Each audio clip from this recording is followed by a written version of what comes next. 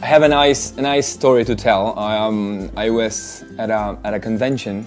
We were invited to India by a local insurance company here in Venezuela.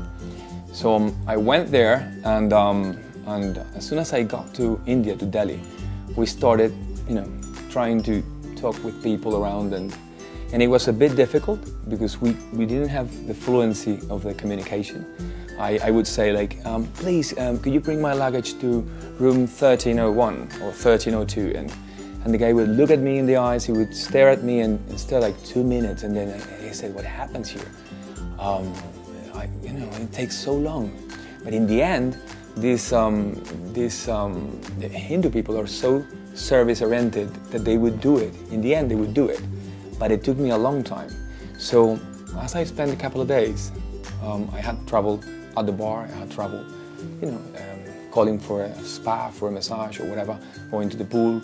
And so one day, after 3 days in Delhi, I was at the lobby and I saw a Sikh guy. Sikh is the most religious people in India, and he was from far away, he was from Bangalore or from elsewhere, but he spoke in English with an Indian accent. He said, "Sir, could you bring my luggage to 1304, please? Thank you, thank you, thank you, thank you." And he would say 3 times thank you. So I heard him, and I said, well, tonight I'm going to practice. So I went to the bar, and when I arrived to the bar, I said, "Sir, could you bring me one whiskey, please? Thank you, thank you, thank you, with a lot of ice. Thank you, thank you, thank you." And the guy came in seconds. You can't imagine. He came in seconds with the whiskey.